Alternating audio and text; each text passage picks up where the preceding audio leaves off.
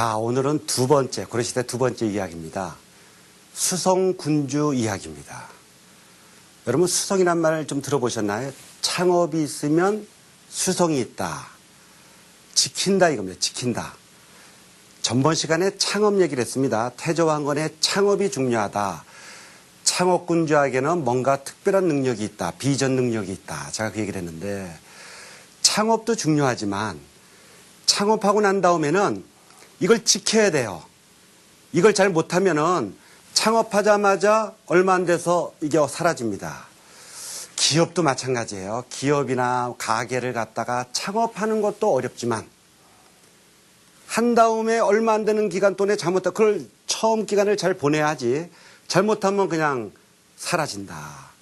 조기 폐업을 한다 이겁니다. 국가도 마찬가지예요. 그러면은 전번 시간에는 창업군주의 덕목을 얘기했다면 이제 수성군주, 창업을 한 다음에 그걸 이어나갈 때는 어떤 일들이 일어나느냐. 이것이 오늘의 주제입니다.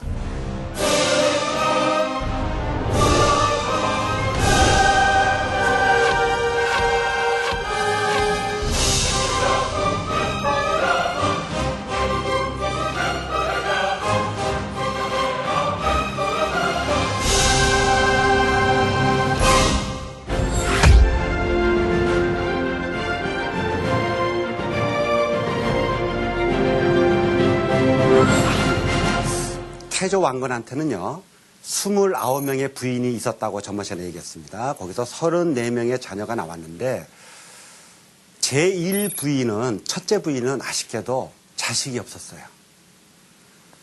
둘째 부인은 저 밑에 전라도의 나주 출신 호족의 딸입니다. 그 호족의 딸하고는 아주 인연이 재미있는 일화가 있어요.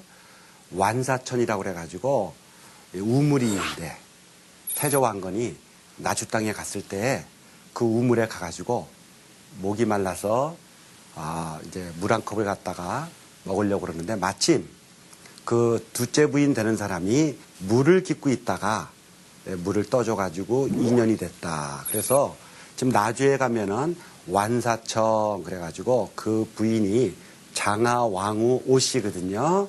그래서 유적지로 잘 보존이 되어 있습니다.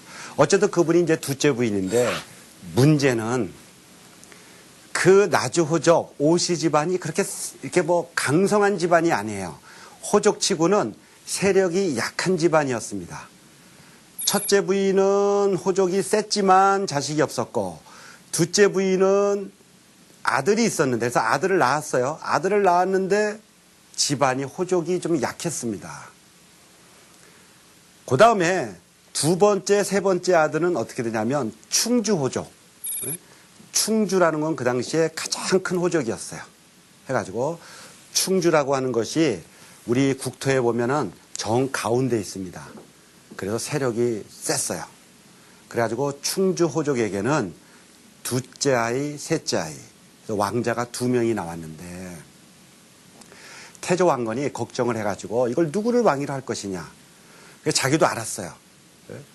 원래 첫째 아들이 이제 아들로 볼 때는 그 나주 출신 그쪽 왕비 소생의 아들을 시켜야 되지만 집안이 약하니까 나중에 문제가 있을 것이다. 걱정은 했지만 그래도 첫째 아들을 시켜야지 문제가 없을 거 아니냐. 그래서 신하한테 잘 부탁을 하면서 이 사람을 좀 잘 돌봐줘라. 태자를. 그렇게 해가지고 왕위를 계승해서 그 사람이 제2대 해종입니다. 해종. 근데 태조왕건의 걱정이 적중을 했어요.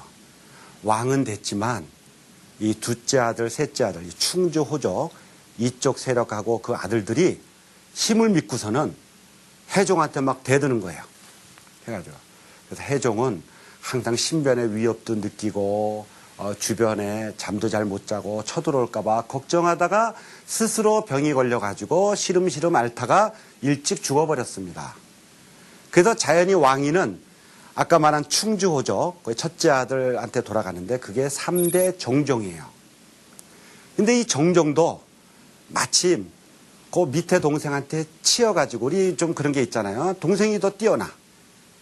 그래가지고 같은 그 어머니에서 나왔지만 왕위를 다퉈가지고 이 3대 정종도 항상 신변을 걱정하고 그 다음에 제대로 정치를 못 피다가 더 일찍 죽어버렸어요. 몇 년 안 돼가지고.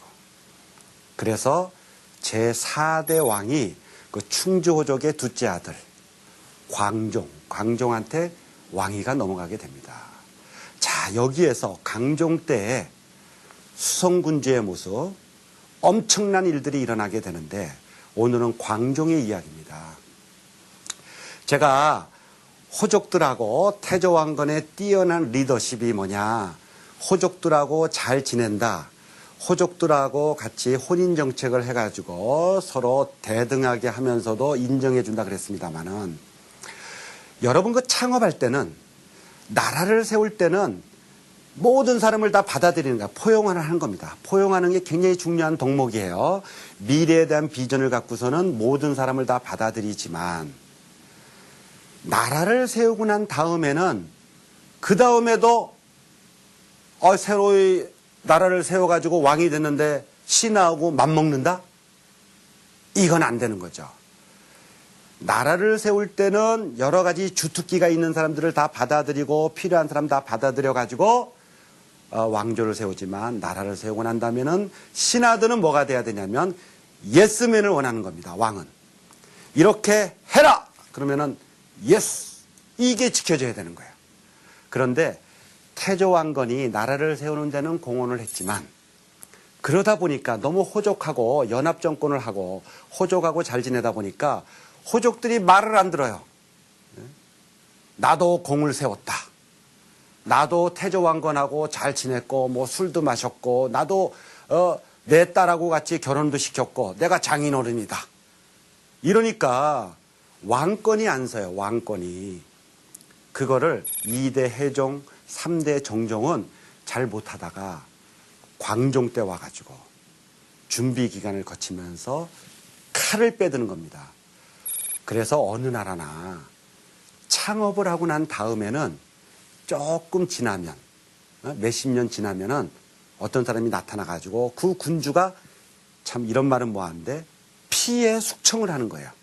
어차피 왕권을 강화하기 위해서 예스맨, 왕을 확실하게 인정하지 않고 맘먹으려고 그러면 그거는 쳐내야 되는 겁니다. 이것은 권력에 있어서 권력은 나눌 수가 없는 거예요. 왕의 권위가 서야 되는데, 그래서 태조왕건에 의해서 나라는 세워졌고, 그 다음 단계는 뭐냐, 기본적으로 왕권을 위로 해가지고 착착 신하들이 서열이 갖춰져야 된다. 그런데 그 과제를 누가 수행했느냐? 광종이 했다.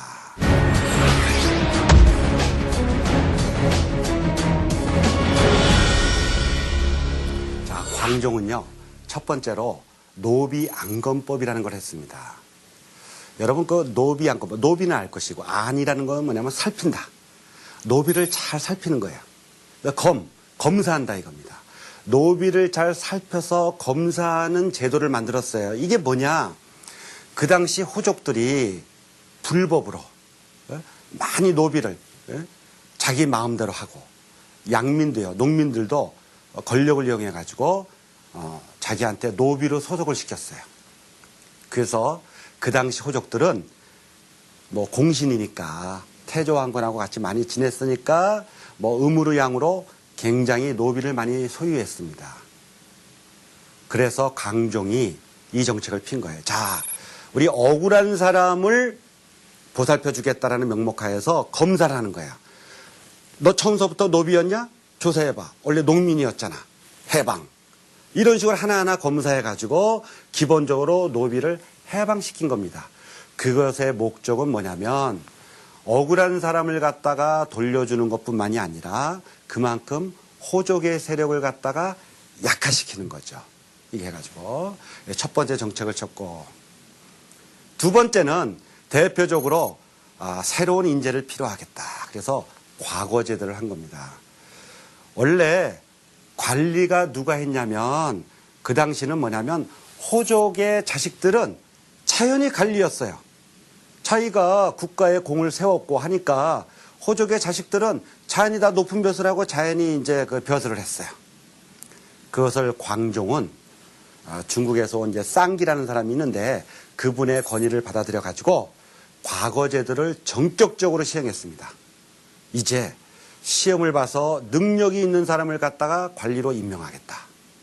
그러면 공부를 한 사람은 합격을 하겠지만 호족의 아들이라고 그래가지고 공부도 안 하고 그러면은 판판이 떨어지겠죠. 그리고 그렇게 시험을 해서 붙은 사람은 국가에 충성을 하게 돼 있어요.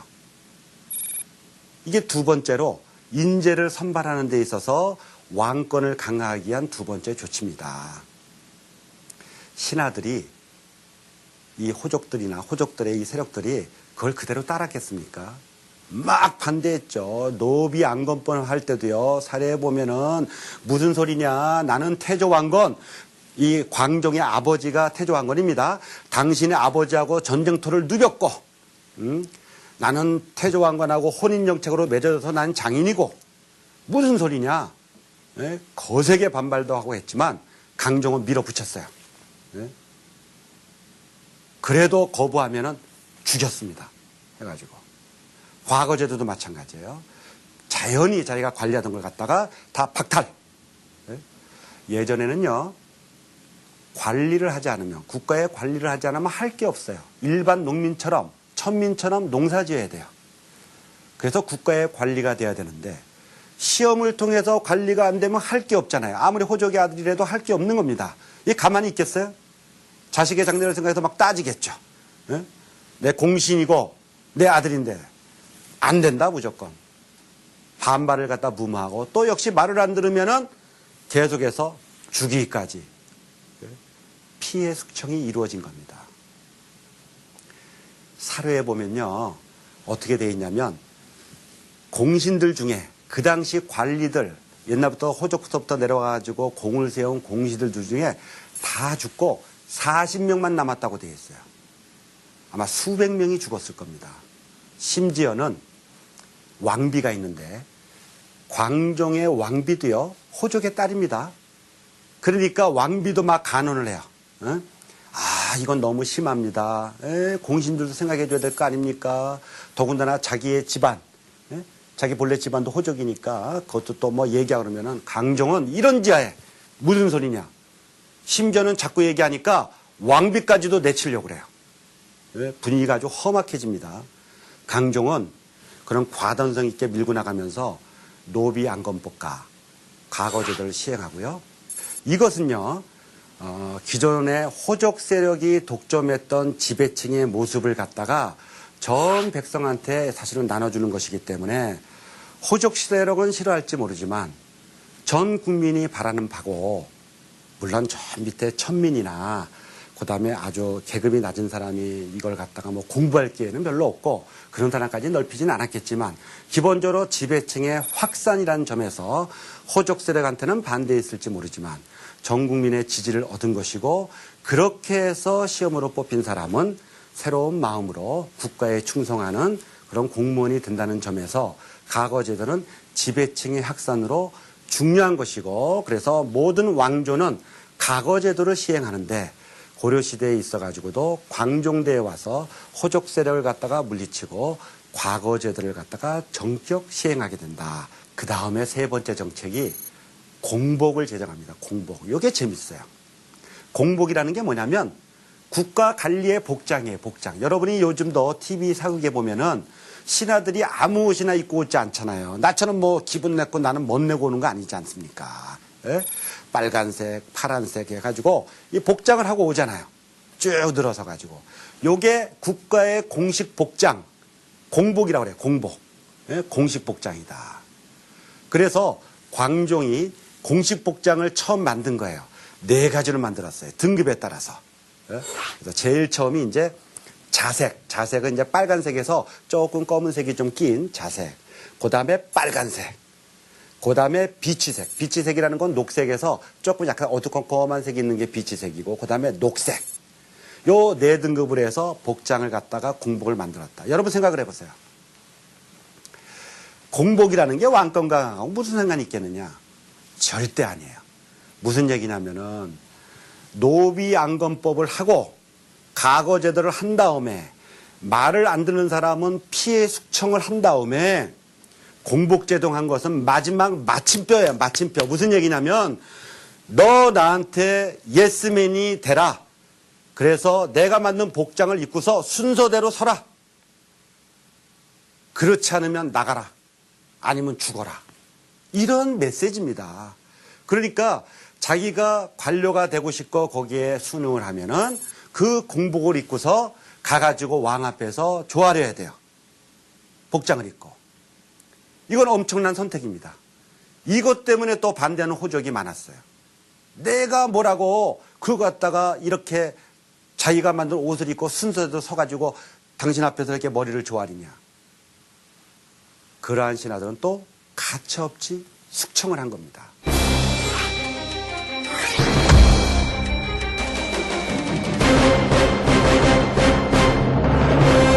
광종은요, 이렇게 왕권 강화를 한 다음에 사실은 황제국을 갖다가 표방했습니다.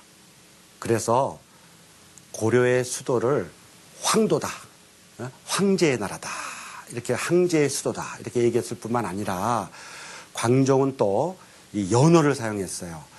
이 연호라고 하는 것이 뭐냐면 다음 시간에 이제 본격적으로 얘기하겠지만 연도를 계산하는데 이것은 자기 나라를 기준으로 하는 겁니다.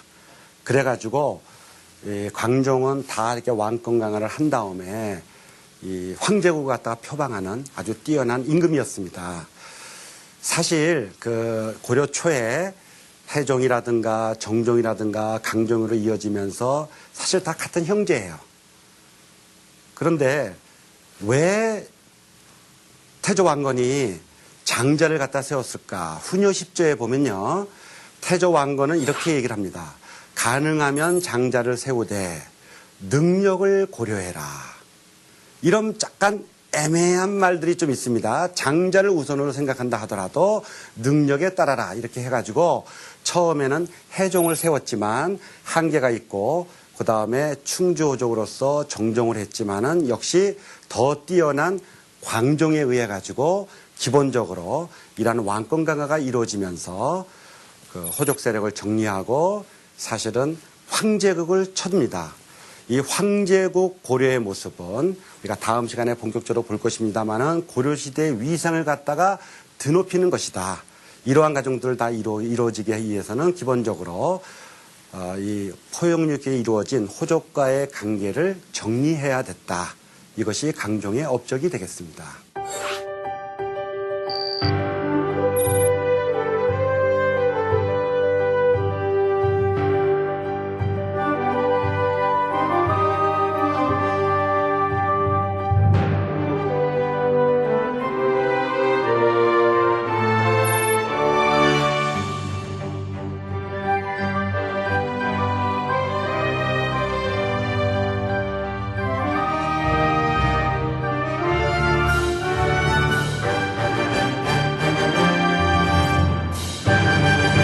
여러분 삼국지도 마찬가지고 삼국지에 버금가는 가장 재미있는 일화가 있는 게 뭐냐면 초안지라고 있어요. 요즘 TV에 현대극을 다루면서 초안지라고 붙여가지고 좀 헷갈리긴 하지만 원래 삼국지만큼 유명한 게 뭐냐면 초나라 한나라의 싸움을 다룬 초안지라고 여러분이 나중에 이제 대학에 들어가시거나 하면은 삼국지만 필독서가 아니고 초안지도 꼭 읽어야 돼요. 영웅들의 이야기입니다. 진정한 영웅은 뭐냐? 내가 전번에 얘기했지만 비전이 있는 사람과 없는 사람. 또 하나는 창업을 한 다음에 수성이 어떻게 됐냐를 보여주는 게 초안지인데 초나라에 항우라는 사람이 있었고 한나라에 유방이라는 사람이 있었어요. 이 두 사람이 대표적으로 영웅이었고 초나라 한나라가 천하를 놓고 싸우는 겁니다. 뭐 이 얘기를 길게 할 시간은 없지만 기본적으로 항우는 백전백승이에요. 한 번도 유방한테 진 적이 없어요. 딱 한 번 졌어요. 그게 마지막으로 져가지고 끝장난 겁니다. 사실은 그것도 요약을 하면 유방은 기본적으로 뒷시대를 볼 수 있는 비전이 있었기 때문에 신하를 갖다가 포용해가지고 각각의 능력 있는 사람을 받아들여서 이긴 것이고요. 마지막에 역전을 시킨 거고요. 항우는 뒷시대에 대한 앞으로 시대한 비전이 부족했기 때문에 자기의 힘만 믿은 거예요. 1대1로 싸우면은 절대 이 유방이 못 이겨요. 항우가 힘도 세고, 우리 항우 장사 그러지 않습니까? 군사도 더 셌지만, 마지막 역전을 가한 것은 새로운 시대의 비전을 보고 포용 정책을 한 것이다. 유방이요. 그런데 포용 정책을 할 때 대표적인 두 사람이 있었는데, 머리를 쓰는 사람으로 장자방이라는 사람이 있었고, 장량, 그런데 장자방이 있었고, 무술을 하는 사람 중에 한신이 있었어요. 우리 한신 장군 그러죠. 한신 장군이 사실은 이 항우하고 유방 싸우면서 자기가 유방을 도울 때 어느 그 점을 잘 치고 미래를 내다보는 한 사람이 한신 장군한테 한마디를 합니다. 당신의 뒷모습을 보니까 영웅 중에 당신도 영웅이다. 당신도 천하를 이끌 만한 왕이 될 만한 사람인데 남의 밑에서 있는 것은 나중에 후환이 있을 것이다. 문제가 된다. 그러니 한나라하고 초나라가 싸서 항우하고 유방하고 싸워가지고 유방이 천하 통일을 하기 전에 당신은 도망쳐라. 당신은 너무 뛰어난 사람이기 때문에 유방이 나중에 항우를 이겨가지고 나라를 창업하고 난 다음에는 당신이 부담스럽기 때문에 당신을 죽일 것이다. 근데 한신이요, 그 말을 듣고서는 그래도 내가 왕을 모셨는데, 유방을 모셨는데 어떻게 그렇게 할 수 있겠습니까? 하고 그 말을 안 들어요. 그래서 결국 유방이 항우를 이기고 한나라를 세워서 왕이 된 다음에 제일 첫 번째 한 작업이 뭐냐? 한신을 죽였어요. 너무 능력이 뛰어나기 때문에 나중에 후환이 된다 해가지고. 이게 바로 창업할 때는 다 필요해서 두루두루 하지만 창업을 하고 나라를 세운 다음에는 예스맨이 필요한데 예스맨을 하지 않거나 자기를 드러내거나 아니면 자기는 드러내지 않아도 너무나 능력이 출중한 사람은 부담스럽다 이겁니다. 그걸 죽인다. 장자방은 머리가 잘 돌아가기 때문에 딱 유방이 이기고 난 다음에 이 상을 받고서 재물을 챙긴 다음에 아무한테도 안 알리고 산으로 숨어버렸어요.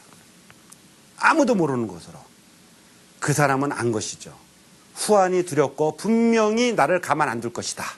이걸 안 겁니다. 이것이 바로 수성에 관한 이야기입니다.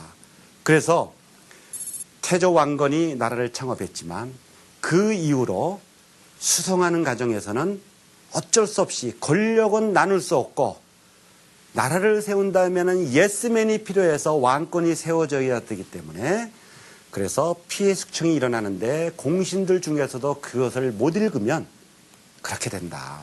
물론 그런 것들이 인간적으로는 참 비인간적이고 문제가 있지만 권력의 문제로 들어갈 때는 어디나 그렇게 수성의 과정에서는 그러한 피해 숙청이 오는 것이 권력이다. 우리가 이 점을 갖다가 생각을 해야 되겠습니다.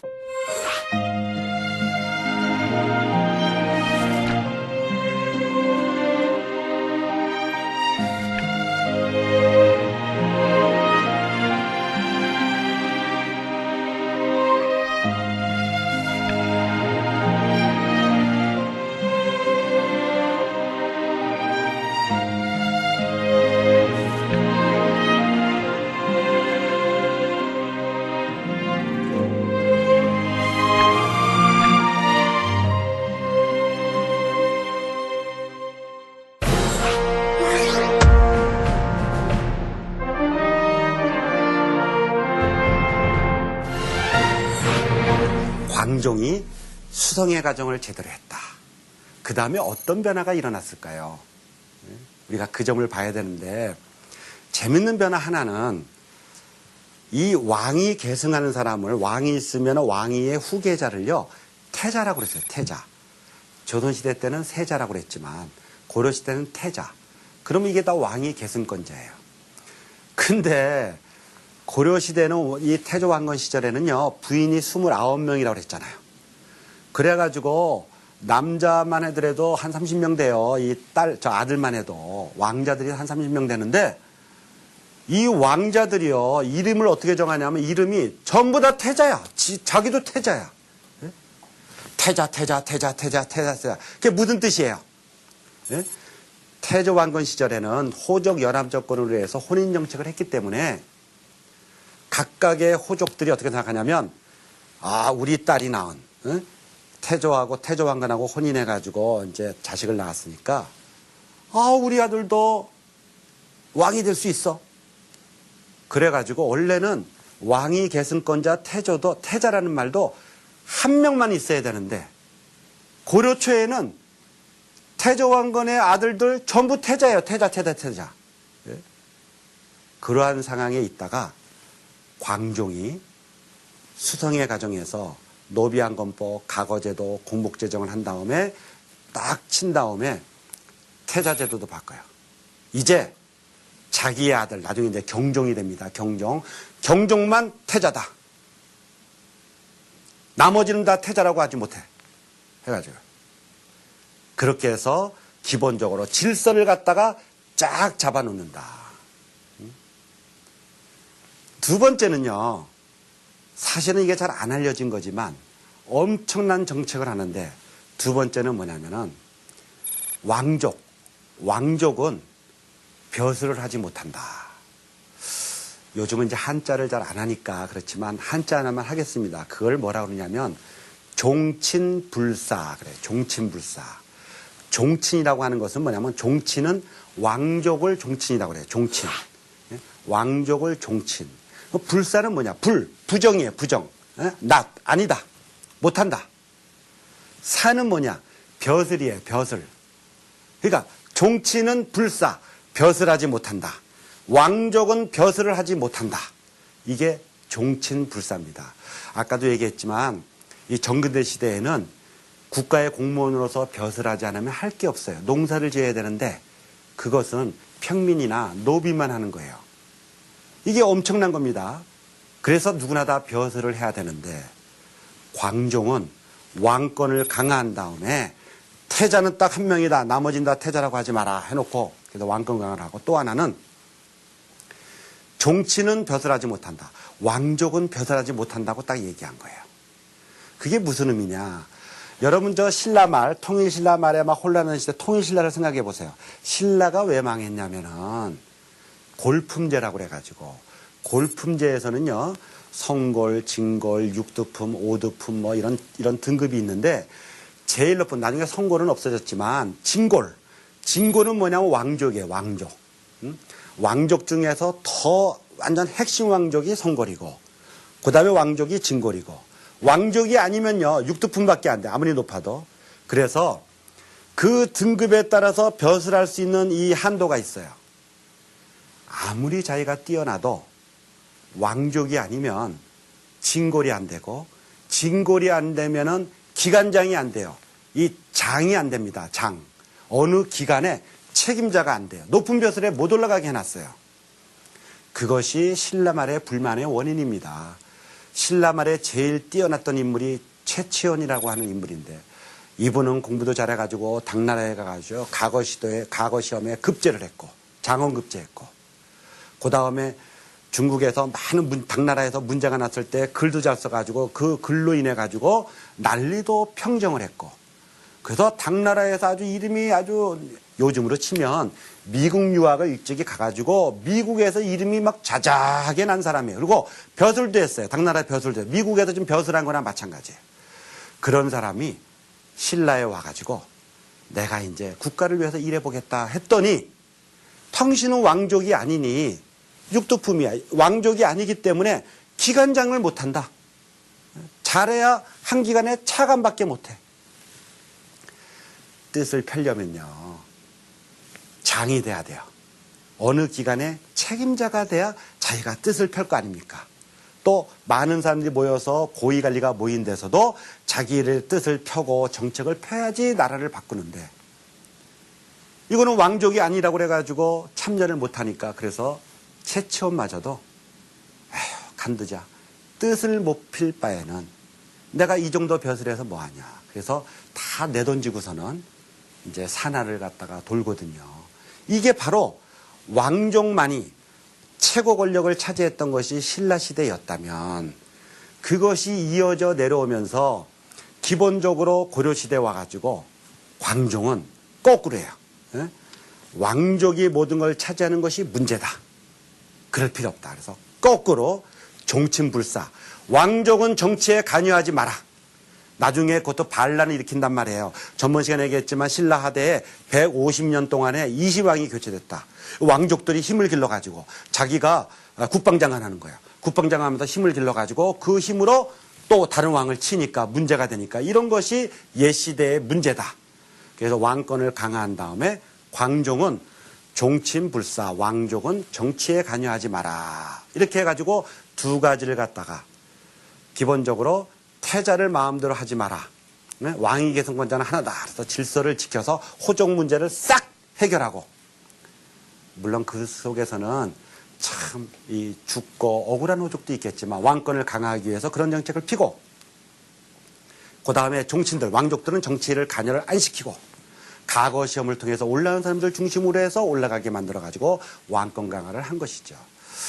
여러분요, 이 종친불사라고 하는 것은 고려시대 때, 광종 때 처음 시작했지만 이 제도가 고려시대 끝까지 내려가고요. 조선시대가 된 다음에도 조선시대 끝까지 내려가요. 해가지고. 그러면 제가 묻겠습니다. 여러분이 고려시대나 조선시대나 여러분이 왕족이라고 생각해보세요. 왕은 못 됐어. 왕자, 다른 왕자야. 왕이 못 되고 왕자나 왕자의 자식이야. 여러분이요. 뭐 왕자나 공주일 수도 있고 또 그 사람들의 자식일 수도 있죠. 그래서 하여튼 왕족이에요. 왕족. 왕족은 행복했겠습니까? 불행했겠습니까? 왕족은요. 왕족이기 때문에 먹고 사는 데는 지장이 없어요. 벼슬을 못하게 했을 뿐이지 풍요롭게 먹을 수 있게끔은 해줬단 말이에요. 그리고 정식 직책은 아니래도 명예직으로 줬고 거기에 맞춰서 봉급도 줬어요. 다만 실제로 정치에 관여를 못하게 만들었다. 그럼 여러분 어떻게 하겠어요? 행복하겠습니까? 응? 여러분 누가 당신은 연금을 줄 테니까 편하게 먹어라. 그 대신 정치에 관여하지 마라. 그렇게 만든다면은 그거 잘 됐지 뭐 여행이나 다니고 난 좋다 이렇게 생각하는지 모르지만 사실은 아니에요. 물론 그거를 좋아하는, 그래서 맨날 술 먹고 뭐 이런 사람도 있겠지만 사람이라는 건 뜻을 펴야 돼요. 뜻을. 공부를 할래도 공부를 왜 합니까? 뭔가 자기가 관리가 돼가지고 자기의 뜻을 펴야 되는데 공부를 하려는 동기유발도 안 되지, 인생을 살려는 동기유발도 안 되지. 그래서 뜻이 있는 왕족은 거꾸로요. 자기가 왕족으로 태어난 게 천추의 한이야. 아무것도 안 하고 그냥 무의도식하니까. 근데 그렇게 되면요. 평온하고 기분 좋게 생활을 하는 게 아니라 통상 보세요. 이게 동기유발이 안 되기 때문에 돈은 좀 있고 여유가 있으면 꼭 이게 일을 저질러요. 그래서 고려시대나 조선시대나 왕족들이 이 풍속사범이라는 게 있잖아요. 풍속사범. 술 먹고 뭐 밤에 야밤에 술 먹거나 뭐 남녀 문제 생기거나 행패를 부리거나 뭐 어디 술집에서 싸우거나 이런 문제가 생기면 왕족이 다 연루가 돼요. 거기서. 그럴 수밖에 없는 거죠. 돈은 있고 할 것은 없고. 그래서 사실은 왕족이 그렇게 행복한 건 아니다. 또 하나는요. 국가에서 반란 사건이 있을 때마다 꼭 왕족이 연루돼요. 자기가 실제로 반란을 한 경우도 있고 자기는 가만히 있는데 반란을 일으키는 사람들이 꼭 왕족을 깨워가지고 이 사람을 왕으로 하겠다. 자기는 멀쩡히 있다가 당하는 겁니다. 자, 정리를 하면 오늘 제가 창업의 가정만 있느냐 수성의 가정이 있다. 수성의 가정에서는 기본적으로 이런 표현은 뭐하지만 피의 숙청이 꼭 따른다. 광종이 그것을 했다. 노비안건법, 그 다음에 과거제도를 통해서 기본적으로 질서를 잡고서는 공복을 제정해가지고 쫙 옷을 입고 나한테 도열해서 충성을 맹세해라. 거기에 반대하는 사람을 치는 바람에 사실 고려가 단단해진 것이고 그거를 기하로 해가지고 기본적으로 아무나 태자라고 칭하지 마라. 이제 왕위 계승권자는 한 명이다. 그리고 왕족도는 정치에 관여하지 마라. 이러한 두 가지 메시지로 고려를 이끌었습니다. 여러분 지금 회사에서도 보면 오늘날도 뭐 공동대표가 있다. 뭐 이런 얘기도 하고요. 기본적으로 우리가 공동이라고 하는 거 이게 참 어려운 겁니다. 물론 지금도 뭐 회사를 공동대표로 하거나 정당을 공동으로 하거나 해가지고 잘 운영되는 사람 정말 훌륭한 사람이에요. 그런데 실제로는 권력을 나누기는 어려운 겁니다. 더군다나 창업을 한 다음에 창업군주가 기본적으로 포용을 한 다음에는 누군가는 악역도 해야 되는 거고 미래의 비전을 갖고서는 사실은 질서를 잡기 위해서 쳐야 되는 것입니다. 그것이 수성군주의 역할이고 고려시대에 있어가지고는 4대 광종이 했고 조선시대의 경우에는 3대 태종이 했고 그 다음에 초나라 한나라도 마찬가지고 삼국지도 여러분 잘 읽어보시면 창업의 과정입니다마는 창업을 하고 나서 어떻게 수성을 하는지까지를 보아야 우리가 역사를 제대로 이해하는 것이다. 오늘은 여러분과 같이 광종을 중심으로 해서 창업 이후에 수성군주 이야기를 갖다가 해봤습니다.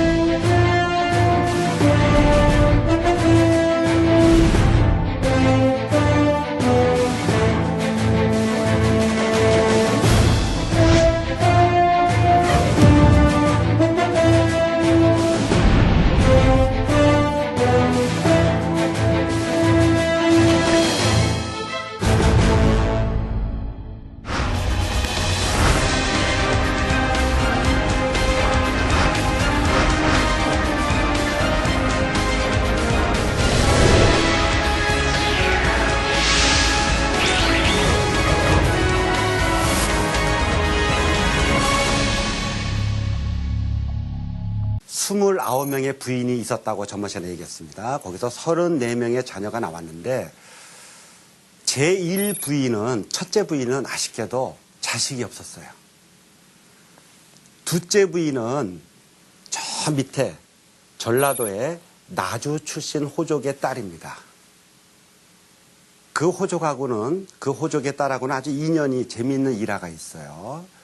완사천이라고 그래가지고 우물이 있는데 태조왕건이 나주 땅에 갔을 때 그 우물에 가가지고 목이 말라서 이제 물 한 컵을 갖다가 먹으려고 그러는데 마침 그 둘째 부인 되는 사람이 물을 깃고 있다가 물을 떠줘가지고 인연이 됐다. 그래서 지금 나주에 가면은 완사청 그래가지고 그 부인이 장하왕후 오씨거든요. 그래서 유적지로 잘 보존이 되어 있습니다. 어쨌든 그분이 이제 둘째 부인인데 문제는 그 나주 호족 오씨 집안이 그렇게 이렇게 뭐 강성한 집안이 아니에요. 호족치고는 세력이 약한 집안이었습니다. 첫째 부인은 호족이 셌지만 자식이 없었고 둘째 부인은 아들이 있었는데 그래서 아들을 낳았어요. 아들을 낳았는데 집안이 호족이 좀 약했습니다. 그 다음에 두 번째, 세 번째 아들은 어떻게 되냐면 충주 호족. 충주라는 건 그 당시에 가장 큰 호족이었어요. 해가지고 충주라고 하는 것이 우리 국토에 보면은 정 가운데 있습니다. 그래서 세력이 셌어요. 그래가지고 충주 호족에게는 둘째 아이, 셋째 아이, 왕자가 2명이 나왔는데 태조 왕건이 걱정을 해가지고 이걸 누구를 왕위로 할 것이냐. 자기도 알았어요. 원래 첫째 아들이 이제 아들로 볼 때는 그 나주 출신 그쪽 왕비 소생의 아들을 시켜야 되지만 집안이 약하니까 나중에 문제가 있을 것이다. 걱정은 했지만 그래도 첫째 아들을 시켜야지 문제가 없을 거 아니냐. 그래서 신하한테 잘 부탁을 하면서 이 사람을 좀 잘 돌봐줘라. 태자를. 그렇게 해가지고 왕위를 계승해서 그 사람이 제2대 해종입니다. 해종. 근데 태조왕건의 걱정이 적중을 했어요. 왕은 됐지만 이 둘째 아들, 셋째 아들, 이 충주, 호족 이쪽 세력하고 그 아들들이 힘을 믿고서는 해종한테 막 대드는 거예요. 해가지고. 그래서 해종은 항상 신변의 위협도 느끼고 주변에 잠도 잘 못 자고 쳐들어올까봐 걱정하다가 스스로 병이 걸려가지고 시름시름 앓다가 일찍 죽어버렸습니다. 그래서 자연히 왕위는 아까 말한 충주호족, 첫째 아들한테 돌아가는데 그게 3대 정종이에요. 근데 이 정종도 마침 그 밑에 동생한테 치여가지고 우리 좀 그런 게 있잖아요. 동생이 더 뛰어나. 그래가지고 같은 그 어머니에서 나왔지만 왕위를 다퉈가지고 이 3대 정종도 항상 신변을 걱정하고 그 다음에 제대로 정치를 못 피다가 더 일찍 죽어버렸어요. 몇 년 안 돼가지고. 그래서 제4대 왕이 그 충주호족의 둘째 아들 태조왕건하고 같이 많이 지냈으니까 뭐 음으로 양으로 굉장히 노비를 많이 소유했습니다. 그래서 강종이 이 정책을 핀 거예요. 자, 우리 억울한 사람을 보살펴 주겠다라는 명목하에서 검사를 하는 거야. 너 처음서부터 노비였냐? 조사해봐. 원래 농민이었잖아. 해방. 이런 식으로 하나하나 검사해가지고 기본적으로 노비를 해방시킨 겁니다. 그것의 목적은 뭐냐면 억울한 사람을 갖다가 돌려주는 것뿐만이 아니라 그만큼 호족의 세력을 갖다가 약화시키는 거죠. 이게 해가지고 첫 번째 정책을 쳤고, 두 번째는 대표적으로 새로운 인재를 필요하겠다. 그래서 과거제도를 한 겁니다. 원래 관리가 누가 했냐면 그 당시는 뭐냐면 호족의 자식들은 자연히 관리였어요. 자기가 국가에 공을 세웠고 하니까 호족의 자식들은 자연히 다 높은 벼슬 하고 자연히 이제 그 벼슬을 했어요. 그것을 광종은 중국에서 온 이제 쌍기라는 사람이 있는데 그분의 건의를 받아들여 가지고 과거제도를 전격적으로 시행했습니다. 이제 시험을 봐서 능력이 있는 사람을 갖다가 관리로 임명하겠다. 그러면 공부를 한 사람은 합격을 하겠지만 호족의 아들이라고 그래가지고 공부도 안 하고 그러면은 판판이 떨어지겠죠. 그리고 그렇게 시험을 해서 붙은 사람은 국가에 충성을 하게 돼 있어요. 이게 두 번째로 인재를 선발하는 데 있어서 왕권을 강화하기 위한 두 번째 조치입니다. 신하들이 이 호족들이나 호족들의 이 세력들이 그걸 그대로 따랐겠습니까? 막 반대했죠. 노비 안건번 할 때도요. 사례에 보면은 무슨 소리냐. 나는 태조왕건, 이 광종의 아버지가 태조왕건입니다. 당신의 아버지하고 전쟁터를 누볐고 나는 태조왕건하고 혼인정책으로 맺어져서 난 장인이고 무슨 소리냐. 예? 거세게 반발도 하고 했지만 강종은 밀어붙였어요. 예? 그래도 거부하면은 죽였습니다. 해가지고. 과거제도도 마찬가지예요. 자연히 자기가 관리하던 걸 갖다가 다 박탈. 예? 예전에는요. 관리를 하지 않으면, 국가의 관리를 하지 않으면 할 게 없어요. 일반 농민처럼, 천민처럼 농사 지어야 돼요. 그래서 국가의 관리가 돼야 되는데 시험을 통해서 관리가 안 되면 할 게 없잖아요. 아무리 호족의 아들이라도 할 게 없는 겁니다. 이게 가만히 있겠어요? 자식의 장래를 생각해서 막 따지겠죠. 예? 내 공신이고 내 아들인데 안 된다 무조건. 반발을 갖다 무마하고 또 역시 말을 안 들으면은 계속해서 죽이기까지 피해 숙청이 이루어진 겁니다. 사료에 보면요 어떻게 돼 있냐면 공신들 중에 그 당시 관리들 옛날부터 호족부터 내려와가지고 공을 세운 공신들 중에 다 죽고 40명만 남았다고 되어 있어요. 아마 수백 명이 죽었을 겁니다. 심지어는 왕비가 있는데 광종의 왕비도요 호족의 딸입니다. 그러니까 왕비도 막 간언을 해요. 어? 이건 너무 심합니다. 공신들도 생각해 줘야 될 거 아닙니까? 더군다나 자기의 집안 자기 본래 집안도 호족이니까 그것도 또 뭐 얘기하고 그러면은 강종은 이런 지하에 무슨 소리냐. 심지어는 자꾸 얘기하니까 왕비까지도 내치려고 그래요. 분위기가 아주 험악해집니다. 강종은 그런 과단성 있게 밀고 나가면서 노비 안건법과 과거제도를 시행하고요. 이것은요. 기존의 호족 세력이 독점했던 지배층의 모습을 갖다가 전 백성한테 사실은 나눠주는 것이기 때문에 호족 세력은 싫어할지 모르지만 전 국민이 바라는 바고 물론 저 밑에 천민이나 그다음에 아주 계급이 낮은 사람이 이걸 갖다가 뭐 공부할 기회는 별로 없고 그런 사람까지 넓히지는 않았겠지만 기본적으로 지배층의 확산이라는 점에서 호족 세력한테는 반대했을지 모르지만 전 국민의 지지를 얻은 것이고 그렇게 해서 시험으로 뽑힌 사람은 새로운 마음으로 국가에 충성하는 그런 공무원이 된다는 점에서 과거제도는 지배층의 확산으로 중요한 것이고 그래서 모든 왕조는 과거제도를 시행하는데 고려시대에 있어가지고도 광종대에 와서 호족 세력을 갖다가 물리치고 과거제도를 갖다가 전격 시행하게 된다. 그 다음에 세 번째 정책이 공복을 제정합니다. 공복. 이게 재밌어요. 공복이라는 게 뭐냐면 국가 관리의 복장이에요. 복장. 여러분이 요즘도 TV 사극에 보면은 신하들이 아무 옷이나 입고 오지 않잖아요. 나처럼 뭐 기분 내고 나는 못 내고 오는 거 아니지 않습니까? 예? 빨간색, 파란색 해가지고 이 복장을 하고 오잖아요. 쭉 늘어서 가지고. 요게 국가의 공식 복장, 공복이라고 그래요. 공복. 예? 공식 복장이다. 그래서 광종이 공식 복장을 처음 만든 거예요.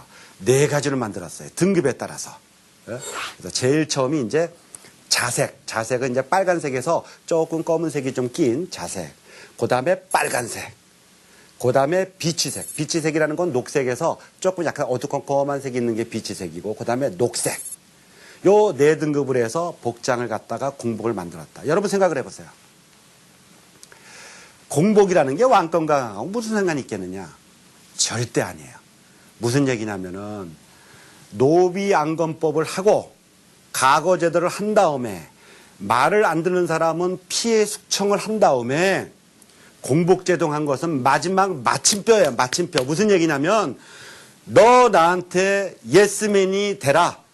그래서 내가 만든 복장을 입고서 순서대로 서라. 그렇지 않으면 나가라. 아니면 죽어라. 이런 메시지입니다. 그러니까 자기가 관료가 되고 싶고 거기에 순응을 하면은 그 공복을 입고서 가가지고 왕 앞에서 조아려야 돼요. 복장을 입고. 이건 엄청난 선택입니다.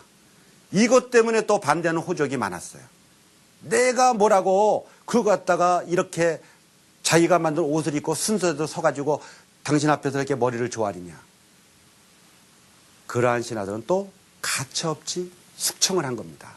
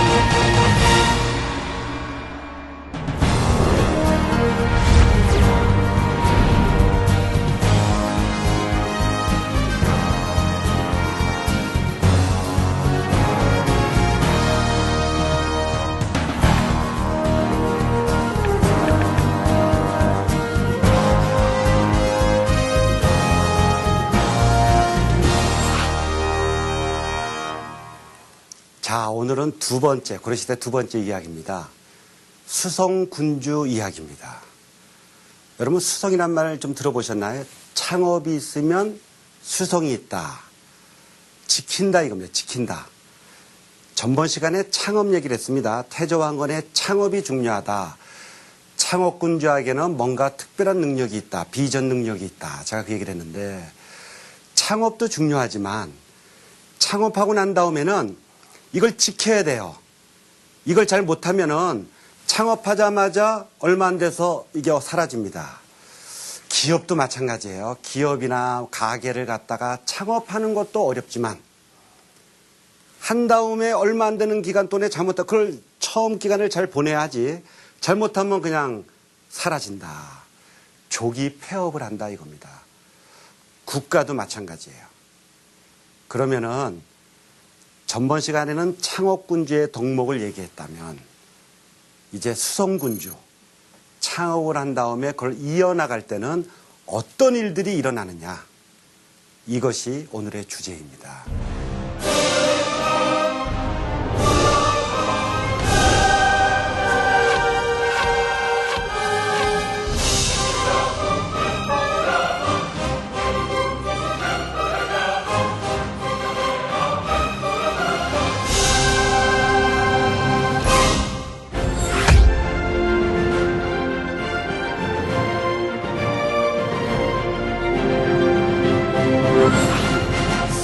태조왕건한테는요, 광종한테 왕위가 넘어가게 됩니다. 자, 여기에서 강종 때의 수성군주의 모습, 엄청난 일들이 일어나게 되는데 오늘은 광종의 이야기입니다. 제가 호족들하고 태조왕건의 뛰어난 리더십이 뭐냐, 호족들하고 잘 지낸다. 호족들하고 같이 혼인정책을 해가지고 서로 대등하게 하면서도 인정해준다 그랬습니다만은 여러분 그 창업할 때는 나라를 세울 때는 모든 사람을 다 받아들이는 거야. 포용하는 겁니다. 포용하는 게 굉장히 중요한 덕목이에요. 미래에 대한 비전을 갖고서는 모든 사람을 다 받아들이지만 나라를 세우고 난 다음에는 그 다음에도 새로이 나라를 세워가지고 왕이 됐는데 신하하고 맞먹는다? 이건 안 되는 거죠. 나라를 세울 때는 여러 가지 주특기가 있는 사람들을 다 받아들이고 필요한 사람 다 받아들여가지고 왕조를 세우지만 나라를 세우고 난 다음에는 신하들은 뭐가 돼야 되냐면 예스맨을 원하는 겁니다. 왕은. 이렇게 해라! 그러면은 예스! 이게 지켜져야 되는 거예요. 그런데 태조왕건이 나라를 세우는 데는 공헌을 했지만 그러다 보니까 너무 호족하고 연합정권을 하고 호족하고 잘 지내다 보니까 호족들이 말을 안 들어요. 나도 공을 세웠다. 나도 태조왕건하고 잘 지냈고 뭐 술도 마셨고 나도 내 딸하고 같이 결혼도 시켰고 내가 장인어른이다. 이러니까 왕권이 안 서요. 왕권이. 그거를 2대 해종 3대 정종은 잘 못하다가 광종 때 와가지고 준비 기간을 거치면서 칼을 빼드는 겁니다. 그래서 어느 나라나 창업을 하고 난 다음에는 조금 지나면 몇십 년 지나면은 어떤 사람이 나타나가지고 그 군주가 참 이런 말은 뭐한데 피해 숙청을 하는 거예요. 어차피 왕권을 강화하기 위해서 예스맨, 왕을 확실하게 인정하지 않고 맘먹으려고 그러면 그거는 쳐내야 되는 겁니다. 이것은 권력에 있어서 권력은 나눌 수가 없는 거예요. 왕의 권위가 서야 되는데 그래서 태조왕건에 의해서 나라는 세워졌고 그 다음 단계는 뭐냐? 기본적으로 왕권을 위로해가지고 착착 신하들이 서열이 갖춰져야 된다. 그런데 그 과제를 누가 수행했느냐? 광종이 했다.